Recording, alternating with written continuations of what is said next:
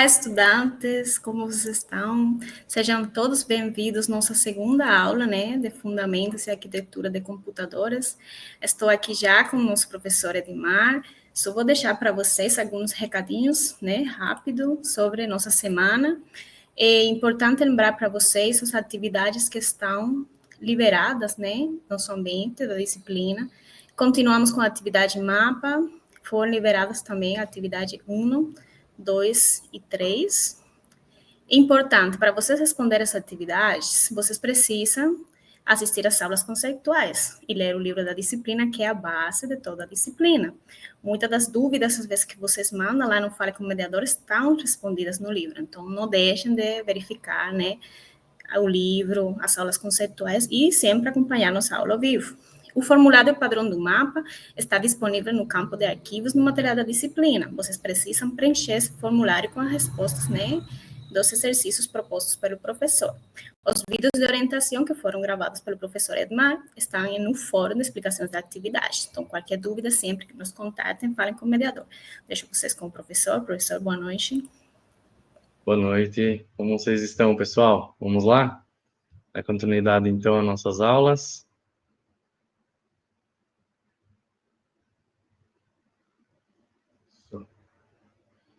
Então, pessoal, só retomando um pouco do assunto que nós vimos na última aula, entender os conceitos gerais, a história da computação, sistemas de computação e a arquitetura de computadores, certo? Então, vou passar aqui pelos nossos slides, ó. Eu lembro que na última aula paramos aqui em sistemas de computação, e aí em sistemas de computação, que é o nosso conjunto de hardware, software e redes que processa, armazena e compartilha informações, certo?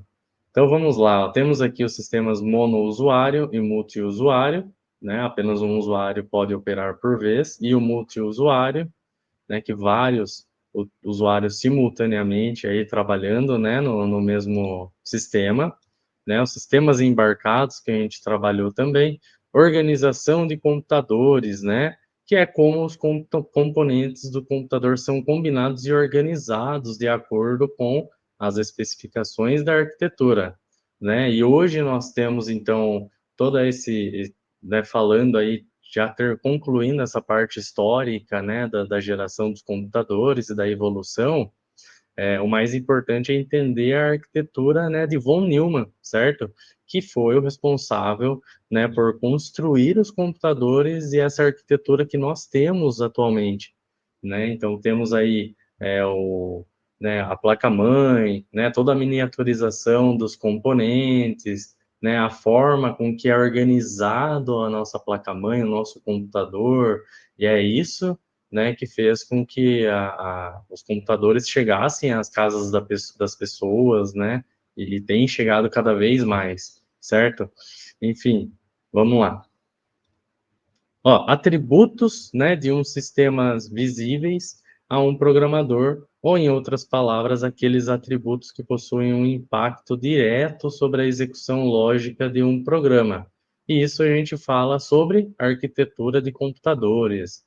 Então, a arquitetura de computadores, a forma com que ele é construído e projetado é importantíssimo por questão da forma com que ele executa, todas as instruções e a forma com que é trabalhado, a parte de desenvolvimento, tudo que a gente faz hoje no computador, ele é possível, graças a essa arquitetura, e a lógica com que a gente faz também a programação, dos aplicativos, dos softwares, dos jogos, tudo isso faz parte também, e é executado operando da maneira com que foi projetado aí essa arquitetura, ok?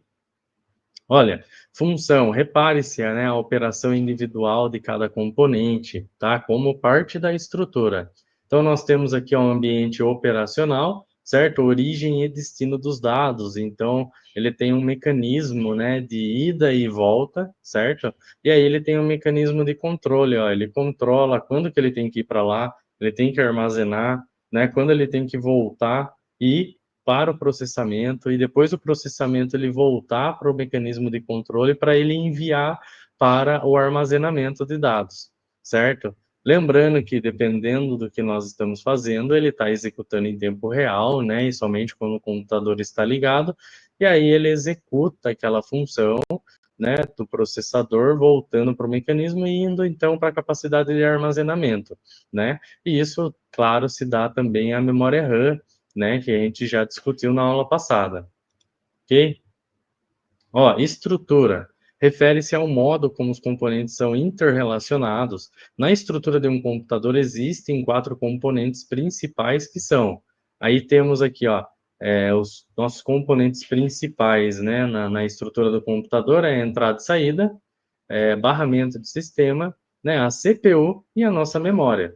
E aí, dentro da nossa CPU, a gente tem aqui algumas também separações, que é os registradores, né, a ALU, que é a unidade lógica e aritmética, e a unidade de controle, certo? E aí a interconexão interna da CPU, né, onde eles se comunicam ali e faz o controle de quando eu tenho que ir para os registradores, né, de quando aquela informação ela está sendo processada pela unidade lógica e aritmética, né, e a unidade de controle que faz todo o controle, né, do que entra e do que sai dentro da nossa CPU no momento que ele executa, certo? Então, todos eles são interrelacionados. Avançando aqui, e chegamos então, né, ao que eu comentei, que é a arquitetura de von Neumann. E aí é uma arquitetura, né, que se caracteriza pela possibilidade de armazenar programas, né, instruções e endereços e dados no mesmo espaço de memória, tá? Então hoje a gente tem aqui o PowerPoint, por exemplo, aberto e ao mesmo tempo executando mais funções dentro do computador, o antivírus ali sendo executado, Windows Defender sendo executado, todos esses programas, eles são executados ao mesmo tempo, e graças a essa arquitetura aqui. Veja como que é a arquitetura, né? Ó, temos aqui o barramento de memória, certo? A unidade de controle e a unidade aritmética e lógica, né? E o nosso periféricos de entrada e saída, né? O acumulador e vai para o periférico de entrada e saída, como nós já tínhamos conversado também na aula passada sobre entrada e saída, né? Então a gente já conhece esses itens, certo? Características: barramento compartilhado entre dados e endereços, baixo custo e desempenho limitado, tá? Pode haver gargalos, né? Então ele pode ter ali um gargalo que é dependendo do componente que eu compro, do periférico que eu compro, né? Se eu colocar, por exemplo, uma memória RAM X, né, com uma placa-mãe do modelo Y, às vezes pode ser que não tenha assim um desempenho 100% eficiente da maneira que a gente gostaria, tá? Isso pode ocorrer. Por quê? Por conta do desempenho que é limitado, tá? Então, cada placa-mãe tem um modelo, tem um tipo de barramento, e aí também, é claro, os componentes também são dessa maneira. Os componentes como memória RAM, e tudo mais, tem o seu modelo, né? A placa de vídeo não encaixa em qualquer placa-mãe, tem a placa-mãe correta. O processador também, ele só vai funcionar num determinado tipo de placa-mãe, não é em todas as placa-mães que ele funciona. Então, veja que ele, para cada modelo de placa-mãe, né, tem um conjunto ali de peças, de componentes que precisam estar relacionados entre eles para eles funcionarem. Eles têm que ser aptos, né, a funcionar naquele modelo de placa-mãe, tá? Porque senão você não tem um desempenho bacana. Você perde desempenho, né? Às vezes ele fica meio lento, travando, engasgando, e isso se dá por conta disso, às vezes, né? Claro que falando aí da parte de limpeza, né, também pode ocorrer isso, mas se tratando da arquitetura, os tipos de componentes têm que ser compatíveis com aquilo que eu tenho, certo? Vamos lá, olha só. Então, a arquitetura de von Neumann ainda é memória, programa mais dados, né? Instruções e dados indo e voltando para a CPU, né? E da CPU mandando aqui, ó, para os endereços, ó, voltando aqui para a nossa memória, certo? E aí, realizando o processo aqui de o processamento, né? No caso desses dados, ele vai para os dispositivos de entrada e saída, ok? Olha só o funcionamento aqui, a explicação. Memória armazena dados e instruções, CPU encarregada de buscar instruções e dados, decodificar e executar as instruções. por fim, o resultado será armazenado na memória, tá? Aí, é claro, vai ser armazenado na memória RAM, ele vai mandar para os dispositivos, dependendo daquilo que eu estou realizando, ele vai salvar no computador de uma forma permanente através do HD ou do SSD, certo? Arquitetura de Harvard, né? Veja só a diferença, né? Ó, ALU aqui, né? A unidade de controle aqui, ele precisa de um clock ali para ele poder realizar essas instruções, né? Então, uma das características, né, dele que é diferente é a independência em termos de barramento, ó, e ligação ao processador. Ou seja, ele é todo separado, né? Só que para isso, é claro, eu precisaria ter uma placa-mãe um pouco maior aí, né?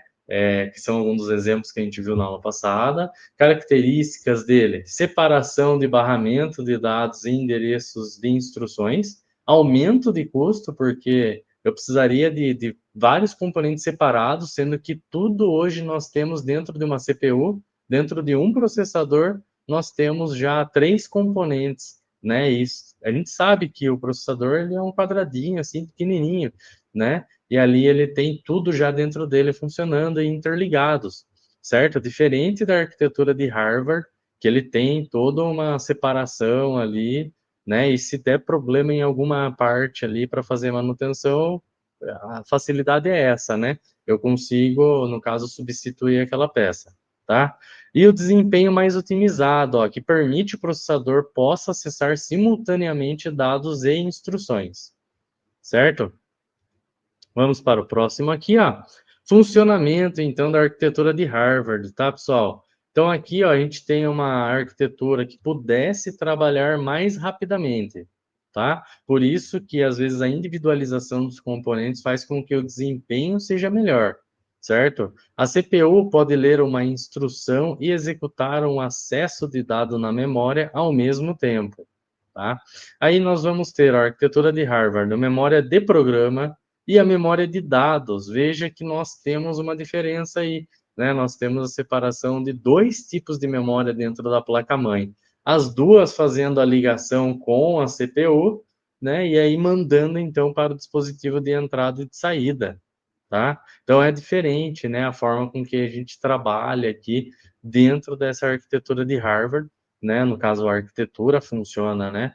Então, nós temos aqui o processador, ele manda lá para a memória do programa, tá? Que manda de volta aqui para a CPU, e aí vai para a memória de dados e volta também para a CPU. E aí, para finalizar, ele manda aqui para o dispositivo de entrada e saída, tá bom? Beleza, aí a gente fala um pouquinho da arquitetura RISC, né? E aí a arquitetura onde o processador apresenta um conjunto reduzido de instruções, né? As instruções são simples e possuem formato regular, né? Utiliza modo de endereçamento simples. O objetivo é que as instruções sejam executadas em um único ciclo de clock, certo? Isso daí facilita, né? Então, um ciclo de clock ele já realiza toda, né, a sua instrução, tá? Então, ele diminui o conjunto de instruções, fazendo um computador ele se mantenha um pouco mais tranquilo, né, para trabalhar e operar outras funcionalidades ali ao mesmo tempo, no caso, tá?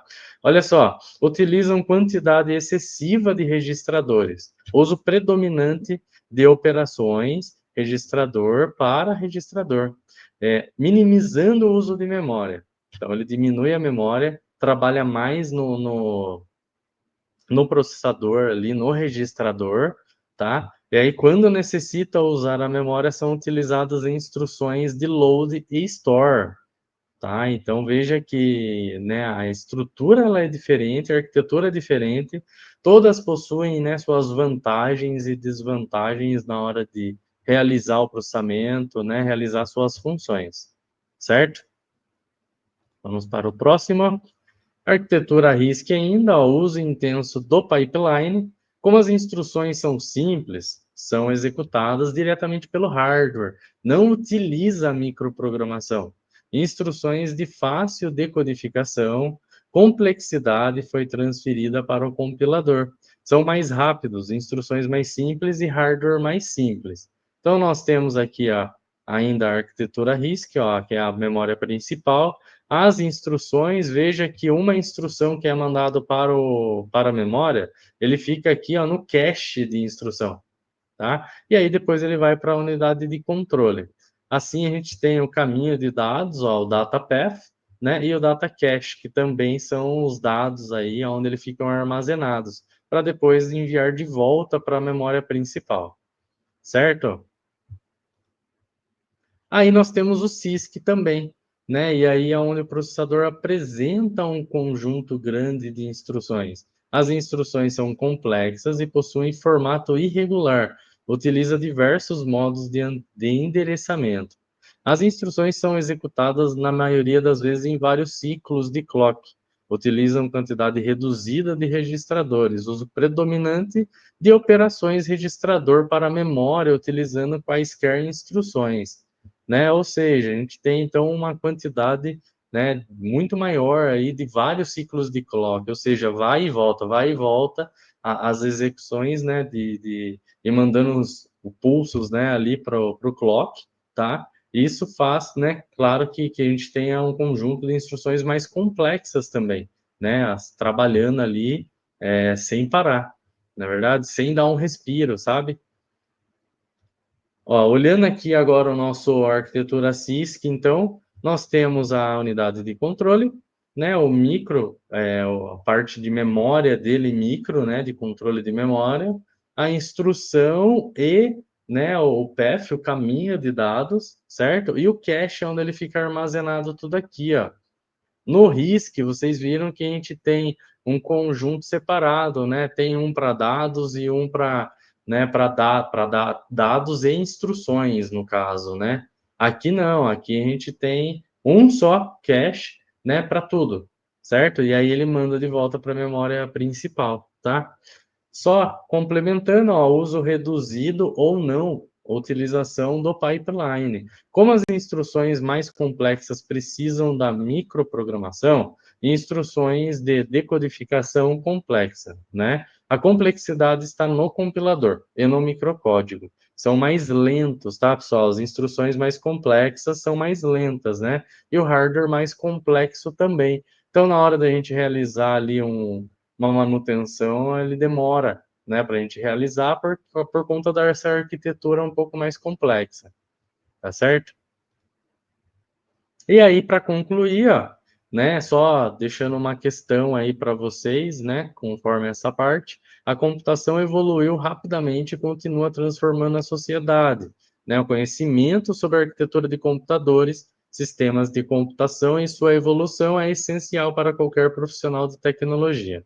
Como a tecnologia pode transformar o seu futuro profissional, né? Aí é só, claro, deixando né, essa pergunta para vocês, vamos dizer assim, para vocês refletirem aí também, né, durante as nossas aulas. Tá certo? Então vamos passar aqui para o próximo, talvez para a próxima apresentação. Certo, chegamos então aqui ó, a falar hoje sobre conhecer as unidades utilizadas ao armazenar a informação, né? Entender como os números são representados em suas bases e aprender a transformar os números de uma base numérica para outra. Vamos lá, pessoal, unidades de informação, bit e byte, né? Então veja como é importante, né? Claro que a gente sempre fala de bit primeiro, e aí depois, né, a gente fala de byte, tá bom? Unidades de medida de informação, e aí representação de dados. Vamos nessa então. Olha só, bit e byte. Com o advento dos computadores eletrônicos, né, percebeu-se que a própria energia poderia ser usada para guardar dados em memória, utilizando capacitores. Então, os capacitores, né, quem já conseguiu abrir ali um gabinete, viu a placa-mãe, né, temos vários capacitores ali dentro da placa-mãe, pequenininho, onde é enviado energia, né, para todos aqueles componentes que fazem com que os dados sejam salvos, né, sejam gravados na memória, tá? E tudo por conta desses capacitores, ok? Basicamente, ó, poderíamos guardar dois tipos de informação. Tem energia ou não tem energia, né? Isso poderia representar os valores de verdadeiro ou falso, ou ainda 0 ou 1. né? Então, toda vez que a gente observa, tá, pessoal? Quando a gente está, né, chega em casa, certo? Chega à noite em casa, o que você faz? Acende a luz, tem energia, né? É o 1, certo? Quando eu vou sair, ou então quando eu vou dormir, eu vou apagar a luz. Estou colocando ele no 0 agora, tá? Então, o 0 e o 1, ele realmente é o que faz funcionar, né? Tem energia ou não tem energia. E o mesmo serve para o quê? Para os computadores. Se você olha no monitor, para você ligar o monitor, você tem o símbolo lá de um 0 e um tracinho aqui indicando 1. Esse 0 e esse 1zinho aqui significa 0 e 1 realmente de ligado e desligado, né? E a gente não, às vezes não faz essa relação conforme a gente vai estudando ali, né, a parte da programação, né, toda essa parte de hardware, mas explicando para vocês aí um ponto, um aspecto interessante, tá? E aí no computador tudo é 0 e 1, tá? Tudo se transforma em bits, e aí esse conjunto de bits que vira bytes, né, que é o que a gente vai ver nos próximos slides aí. Vamos lá. O que é o bit, então, pessoal? Olha só, o bit ele é a menor unidade de informação existente no computador, tá? Então, o bit ele é um único ponto, né, que a gente tem de informação, certo? E aí ele só pode ter dois estados diferentes, né, entre 0 e 1, que é o bit. Beleza, esse é o bit, então formado ali o bit. Agora, cada projeto de arquitetura, né, ele definia a quantidade de bits a se utilizar para cada informação. Então, existiam códigos baseados em 4 bits, 6 bits, 8 bits, né, 12 bits, e aí a gente fala até mesmo dos videogames, né? Quem lembra aí do Master System, que possuía 4 bits, depois a gente teve 8 bits, né? Desculpa, o Master System e o NES de 8 bits. Nós temos também Mega Drive, que foi para 16 bits. Lembram? Quem é um pouquinho mais velho aí, acho que deve lembrar, né? Dessa Mega Drive, Super Nintendo e tudo mais. E aí a gente passou para o PlayStation, 32 bits. O que que aquilo queria dizer? Né? E isso serve, claro, para os nossos computadores, a quantidade de informações com que ele consegue armazenar, né? E isso eu posso falar também, pessoal, a parte de imagem, né? Então aqui, ó, a gente tem uma quantidade de bits para ele obter essa imagem que está tendo esse slide agora, aonde eu tenho essa cor sendo executada, o branco de fundo, né? Ele está sendo armazenado num conjunto de bits. Esse amarelo aqui do slide também está sendo armazenado em um conjunto de bits, né? O azul, a palavra bit aqui sendo armazenada também num conjunto de bits, certo?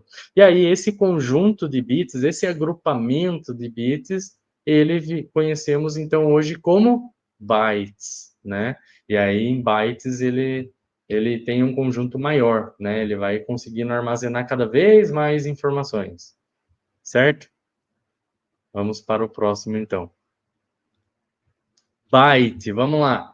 Ó, portanto, um byte, né? Conseguimos guardar uma informação com 8 dígitos de 0 e 1.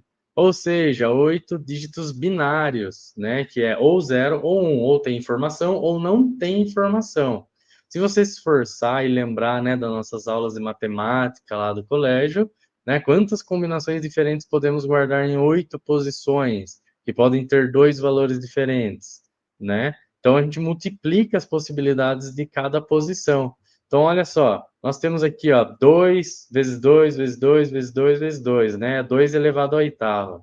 Aqui aparece 28, mas é 2 elevado à oitava aqui, tá, pessoal? É igual ao quê? 16, tá? Então, é como o computador ele trabalha, né? E ele sempre trabalha em múltiplos de 2. Para ele é mais fácil armazenar esse tipo de informação, né? Um jogo, ele executando, ele também armazena tudo, né, em múltiplos de 2, porque na hora de renderizar com a placa de vídeo, para ele é muito mais fácil renderizar uma imagem, um modelo 3D através, né, desses valores de múltiplos de 2, certo? Então a gente tem lá as resoluções das nossas telas, né? Então nós temos as telas do quê? Antigamente a gente trabalhava com 256 por 256, ou seja, 256 de largura, 256 de altura, né? Agora nós temos, foi para 512 para 512, isso é múltiplo do quê? Né? Se a gente for pensar, então, são múltiplos de 2. Por isso que as resoluções, os papéis de parede, eles são colocados, né, nas telas aí dos monitores através desses valores, tá, pessoal? É por conta disso. Tudo bem? Joia, chegamos então aqui, ó, em unidades de medida de informação. Então, ao precisar trabalhar com números maiores, mais informações, podemos agrupar os bytes, né? E o que veremos melhor ao estudar a notação posicional, mais vale ressaltar agora que a utilização de números binários e o agrupamento em 8 bits facilita bastante a representação de dados em um computador, né? Que é o que eu estava explicando agora para vocês.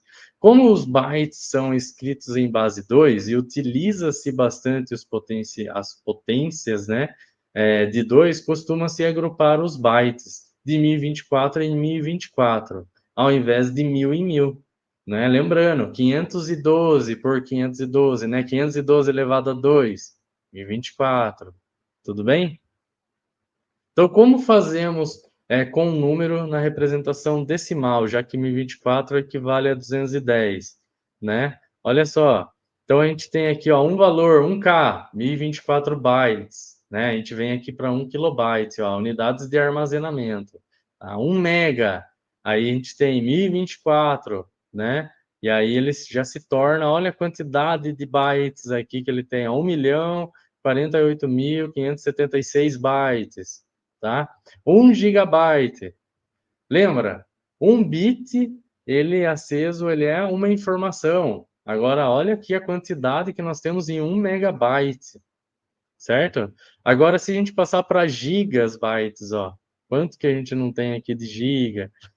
Terabyte, petabyte, né? E aí a gente estende isso daí, né, num número gigantesco, certo? Isso é a potência, né, da arquitetura de hoje, como que o computador consegue armazenar as informações, certo? Bom, vou passar já para o próximo aqui, turma. Olha só, representação de dados, então. Todos os dados manipulados pelo seu computador são convertidos em bits, né? Seja para serem guardados em memória principal, secundária, ou para serem processados e transferidos em rede. Ah, então, toda a informação, nossa, ela é convertida em bit para que o computador ele consiga realizar as instruções, os cálculos, o processamento, ou ser armazenado em alguma coisa, né? Por exemplo, se eu fizer ali um arquivo, né, um texto no Word, na hora que eu salvar, ele primeiro converte todas as informações em bits, manda para a memória RAM, que da memória RAM vai para o processador, onde ele realiza tudo aquilo, ele manda o comando, né, de salvar aquilo, tá? E aí ele volta de novo para onde? No caso, ele manda para o endereço de armazenamento, certo? E aí ele fica armazenado permanentemente lá. Tudo bem, pessoal? Vamos lá. Ó, e que em uma imensidão de zeros e uns conseguem guardar números, letras, textos, imagens e tudo mais, né? Como que ele consegue, né, em uma imensidão de zeros fazer isso, tá? Olha só, a gente tem aqui, ó, aí sim vocês vão se assustar um pouco, né, que é a nossa tabela ASCII, tá? Mas não se preocupem, a tabela ASCII 2, ele serve para que a gente tenha um conjunto, né, e ele entenda o que que é cada tecla no teclado, por exemplo, certo? Ah, eu apertei o A, mas na verdade o A, ele é um endereço, tá, pessoal?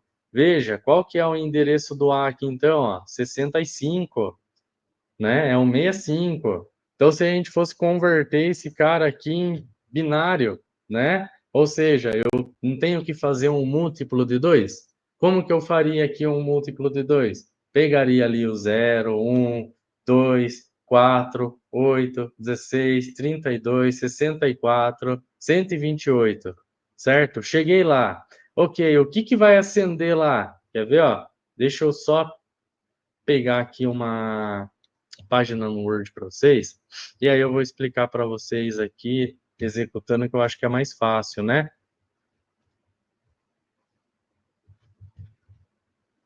Um momento, deixa eu compartilhar com vocês rapidinho.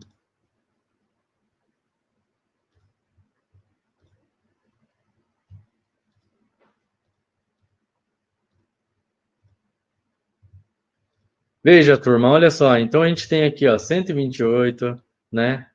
64, tá? 32, ok? 16, né? E aí nós temos 8, temos 4, temos 2, temos 1, temos 0. Enfim, olha só. Então, a gente vai ter aqui, ó, esses números aqui, né? Deixa eu dar um zoom para vocês. E aí ele vai apontar para mim. Poxa, o 0 ele tá ligado? Não. Então eu coloco um zerinho aqui embaixo, tá? O 1 tá ligado? Tá. Então eu tenho que colocar um aqui. O 2 tá ligado? Tá. O que que a gente pode fazer, né? O que que é mais fácil? Eu ativar um 64 aqui e depois ativar um que eu chego no 65 e ele ativa a tecla A para mim, ou eu indo, né, de um em um aqui, ó, o 0 tá ligado? Não. 1 tá ligado? Tá. O 2 tá ligado? Tá. Já deu 3, certo? O 4 tá ligado? Tá, já deu 7, certo? E aí ele vai sucessivamente. Não é muito mais fácil o computador, então, pegar esse múltiplo de 2, pega uma tabela ali de números que ele tem, de valores, né? E aí ele vai pegar o 64, então ele vai ligar o 64 e ele fala, poxa, o 128, se ele ligar, ele já ultrapassou o 65, certo? Se ele vier no 32, ultrapassou 65, não ultrapassou? Beleza. Então eu vou chegar onde? Vou chegar até o 1. Chegou no 1, bateu 65. O que que ele faz? Ele manda a instrução, então, para o nosso processador. Ele fala, ó, ele apertou o teclado A no teclado, certo? Então, se ele apertou o A no teclado, qual é o endereço do número A? Ah, é 65. Então, ele identifica o 65 e faz a letra A aqui no nosso texto, ó. Ele exatamente fez isso agora. Agora ele apertou o 60, mandou a instrução, o endereço 65 no teclado. Tudo bem, turma? Então é isso. Deixa eu só interromper o compartilhamento aqui rapidinho. Vamos voltar para os nossos slides aqui. Joia, tá? Então veja que aqui tem uma tabelinha para vocês. Toda essa tabelinha tem um endereço do lado para vocês identificarem qual que é cada letra. Preciso decorar isso, professor? Não, pelo amor de Deus, né? Deixa isso para o computador, que ele foi feito para isso, né? É para isso que o computador foi feito, para resolver nossos problemas, né? E não para que a gente tenha que fazer e solucionar o problema para ele, certo? Então vamos lá. Existem diferentes sistemas, né, de caracteres que podem ser usados, mas o sistema mais utilizado em computadores e conhecido como ASCII-2. O código ASCII-2 é um código americano padrão para troca de informações. Ele utiliza então 7 bits para representar um caractere, o que possibilita utilizar 128 caracteres, né? E aí diferentes 128 caracteres diferentes, né? Segundo o Tannenbaum, tá? Do livro Arquitetura de Computadores. Com mais um bit, o padrão ganhou mais 128 caracteres, né? Completou aí um byte e também ficou conhecido como ASCII-2, né? Isso no caso o ASCII-1 chegava a 128, ele teve mais um bit e aí ele virou um byte, que um byte são um conjunto de 8 bits. Lembra que a gente viu agora de pouco? E aí ele tem então uma quantidade maior de caracteres, certo? Com isso, cada caractere de um texto ocupa apenas um byte de informação e cada byte pode representar um caractere de tabela ASCII-2, a tabela com 128 caracteres. Beleza, pessoal? Então, aqui, ó, explicado sobre o ASCII-2, sobre como o teclado também funciona, né? Mas não precisa decorar, tá bom? Isso daí deixa para o computador fazer. Joia. Unicode, ó, então, depois de diferentes tentativas de expandir o ASCII-2, né, um consórcio de empresas criou o padrão Unicode, que conta com 16 bits, ou seja, 2 bytes, né? Se no ASCII-2 tinha 1 byte, aí nós temos agora 2 bytes, que é o Unicode. E aí ele pode representar até 65.536 caracteres diferentes, né? Lembrando, tá, pessoal, que a gente hoje a gente tem aqui um conjunto maior ali, né, por exemplo, né, tecnologia, ela invadiu o mundo, então hoje ela existe na Arábia, existe lá no Japão, existe em diversos países, né? E aí eles têm lá as suas regras, a sua forma de escrita, né? O seu alfabeto, e aí ele também possui, ele teve que se adaptar, né? Para conseguir trazer todos esses idiomas, né? Nos teclados ali, para que as pessoas conseguissem utilizar a tecnologia. Então, foi feito esse conjunto gigantesco de caracteres aqui para que seja atendido todas as pessoas, né, em todos os países, certo? E aí foi criado o padrão UTF-8, tá? E esse UTF-8, né, só já adiantando para vocês, quando vocês forem programar, veja só, quando vocês forem programar lá um HTML da vida, né, vocês vão ver que no HTML5 a gente coloca lá, né, um meta char set lá, de UTF-8, que significa que ele está reconhecendo os caracteres aqui no meu teclado e que também permite ele reconhecer os padrões, né, do nosso idioma no site, né, para que o site ele tenha o C cedilha, para que tenha o acento, o tio, o acento agudo e tudo mais, né? Então, olha só que legal essa informação, ó. Foi criado o padrão UTF-8 e amplamente utilizado hoje, né? Em essência, e o Unicode armazenando caracteres em tamanho variável de 1 a 4 bytes. Com isso, para caracteres existentes na tabela ASCII2. Mantém o mesmo código e usa apenas 1 byte, sem desperdício, mas ainda permite caracteres em até 32 bits, ou seja, 232 caracteres, o que é cerca de 2 bilhões de caracteres, né? Todos os seus emojis têm representação lá, né? Quem não coloca aí um rostinho ali no WhatsApp, né? Então ele é representado ali também através de um caractere, beleza? Joia, notação posicional, tá, pessoal? Cada posição importa. Vamos dar uma olhadinha nisso daqui, ó. Então, no dia a dia, utilizamos números no sistema de numeração decimal, ou seja, um sistema que usa a base 10. O que isso significa? Significa que com apenas 10 números, de 0 a 9, conseguimos representar todos os outros. Isso é possível graças à notação posicional.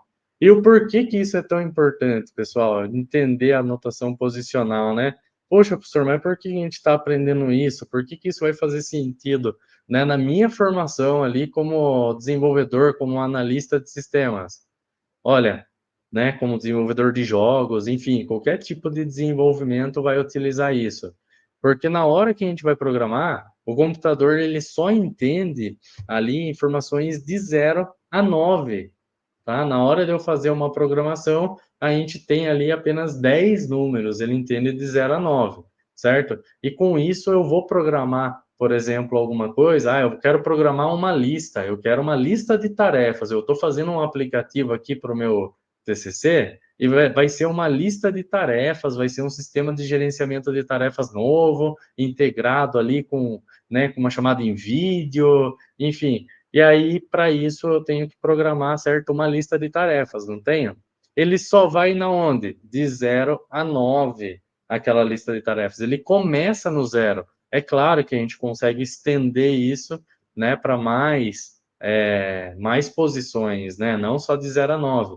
Mas, em si, o início, a forma com que ele reconhece é só de 0 a 9. Depois ele vai juntando os números, né, ó. 1, 0, 1, 1, 1, 2, 1, 3. E o computador, ele é exatamente assim. A gente precisa explicar para ele realmente o que ele precisa fazer. Ó, eu quero que você junte agora 1 com 0.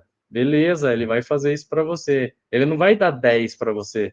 Ele vai juntar um 1 com um 0 realmente, tá? Para ele vai ser 1, 0 e não 10. Vocês entenderam? Mas isso, claro, vocês vão estar vendo aí nas disciplinas aí de programação, né, de lógica e tudo mais.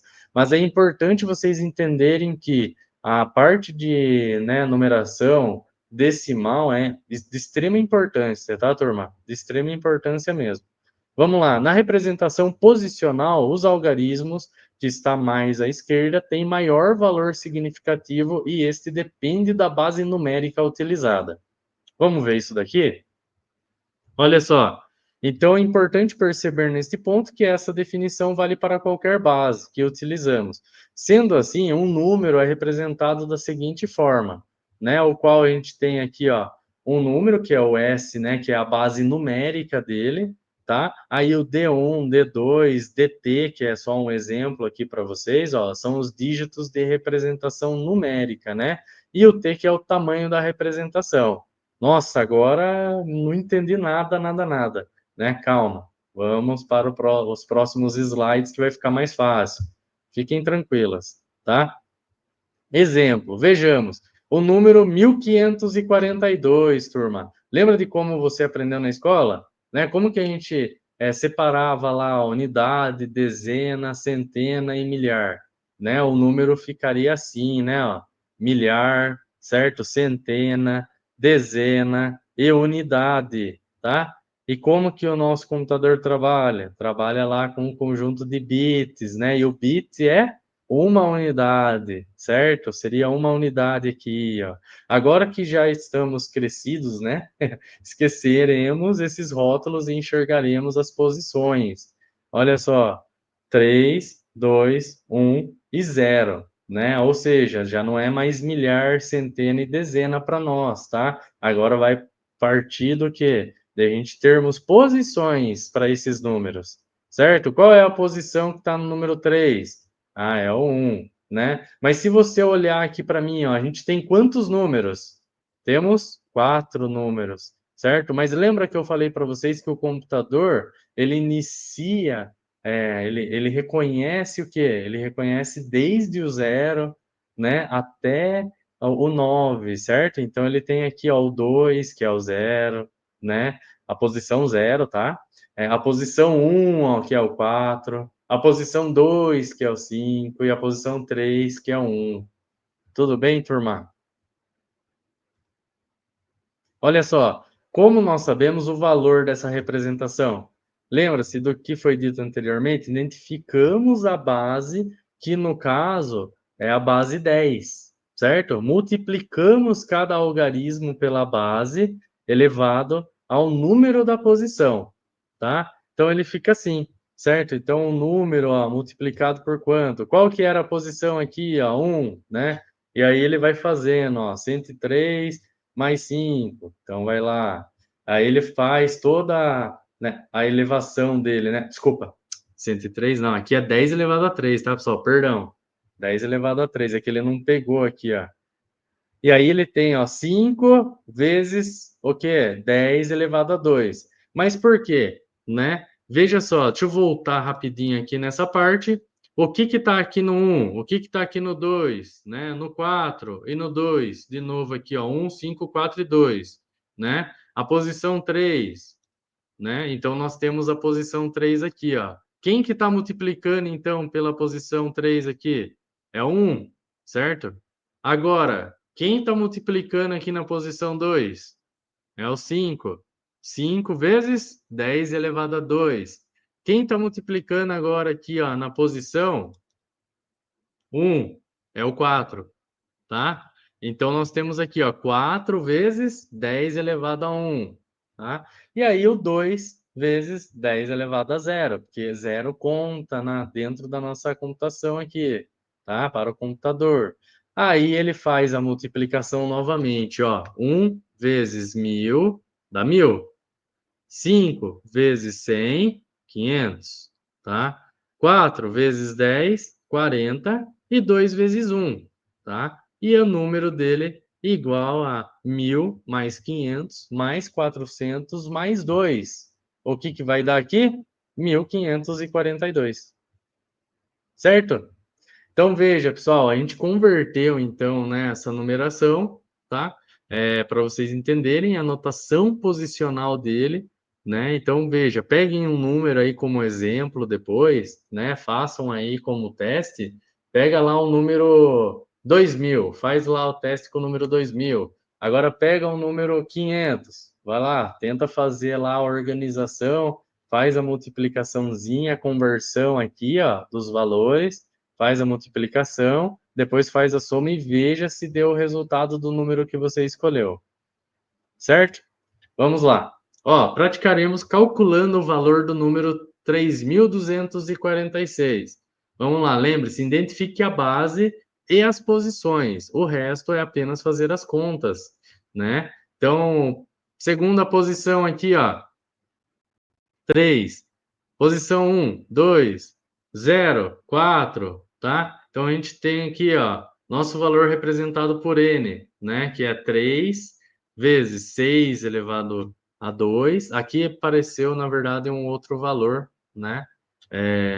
Por isso que está diferente aqui da imagem, tá, pessoal? A imagem foi como exemplo, mas não foi a imagem relativa ao valor que está aparecendo aqui, tá? Só explicando para vocês. Então, nós temos aqui, ó, 3 vezes 6 elevado a 2, né? 2 vezes 6 elevado a 1, certo? E aí o 4 vezes 6 elevado a 0. Primeiro a gente faz o quê? Vamos lá. 6 elevado a 2 dá quanto? Depois eu coloco 3 vezes o resultado aqui, tá? Primeiro, 6 elevado a 1. Aí eu coloco o resultado aqui, ó, 2 vezes o resultado, mais 6 elevado a 0, sempre 1, tá, pessoal? Sempre vai dar 1. E aí eu coloco, ó, 4 vezes 1, tá bom? Então, esse daqui, ó, é a representação, na verdade, do 324, né? 324. Tudo bem? Esse 6 aqui, ele não existe, na verdade. E aí, a gente vai colocar aqui, ó, ó, a soma, né, no caso, a gente faz 3 vezes 36, dá 108. 2 vezes 6 dá 12. E aí, 4 vezes 1, 4 faz a soma, deu 124. Né? Esse daqui é um outro valor que a gente fez aqui também, tá? Ó, já estamos, então, prontos para desmistificar os números binários, certo? Que é importante para a gente. Já que sabemos que é em um sistema que usa a base 2, e por isso só tem 2 algarismos, né? E que o método de cálculo do valor tem notação posicional e serve para qualquer base numérica. Então, vamos analisar o número, né? 1100, e aí, caso elevado a 2, tá? Usamos o mesmo método para descobrir o valor decimal desse número. Posicionamos ele, então, nas casas, ó, identificamos a posição de cada um, tá? E aí, depois a gente vai fazer o cálculo. Olha só, 1 vezes 2 elevado a 3. Aí, 1 vezes 2 elevado a 2. Nossa, mas por que agora é a 2? Porque ele trabalha com base 2. Então, quando vocês verem, né, tipo um exercício ou alguma coisa, que a gente vai fazer o seguinte, né, a gente vai elevar ele, né, de acordo com a minha base, tá? Então, pô, tem lá a atividade que usa a base 2. Então, a base 2 significa que eu vou pegar os meus valores e multiplicar por 2, certo? Vou pegar 2 elevado a 3, 2 elevado a 2, 2 elevado a 1 e 2 elevado a 0, certo? Lembrando que todo número elevado a 0 equivale a 1, tá? Feito isso, pessoal, temos aqui, ó, 1 vezes 8, né, que é o resultado de 2 elevado a 3, é só você fazer 2 vezes 2 vezes 2, tá? 1 vezes 4, que é 2, né, elevado a 2, é 2 vezes 2, tá? E aí 2 vezes 1 elevado a 1, que é 2 vezes, né, 2, 1, né, no caso. E aí 2 elevado a 0, que vai dar 1, tá? E aí nós temos aqui a soma, então, de 8 mais 4, ó. E aí, n igual a 12, o resultado final dele. Tá certo, pessoal? Então é isso, tá, turma? A gente, né, conclui aqui essa parte da base numérica, né, da base 2, base decimal, e dá continuidade aí na próxima aula.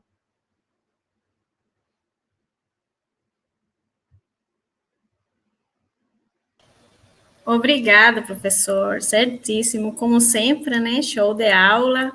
Eu espero que vocês tenham prestado atenção, né, em todos os conceitos que o professor colocou, diretamente relacionados com nossa primeira atividade de estudo, né? Muitas dúvidas que vocês tinham, né, já devem ter sido explicado aqui pelo professor. Então, na próxima aula, vou fazer aqui coordenar com o professor, na próxima aula vamos tomar uns minutinhos, né, para responder umas mensagens do chat, né, dos estudantes, interatuar com eles. E é isso. Então, agradecer a professora mediadora Berenice, né, sua professora mediadora está aqui nos bastidores, né, apoiando, e agradecer ao Tiago, né, que é nosso intérprete, que faz possível que nossas aulas cheguem a todos os estudantes, né, e a acessibilidade. Então, obrigado e estamos terminando por aqui. Tchau.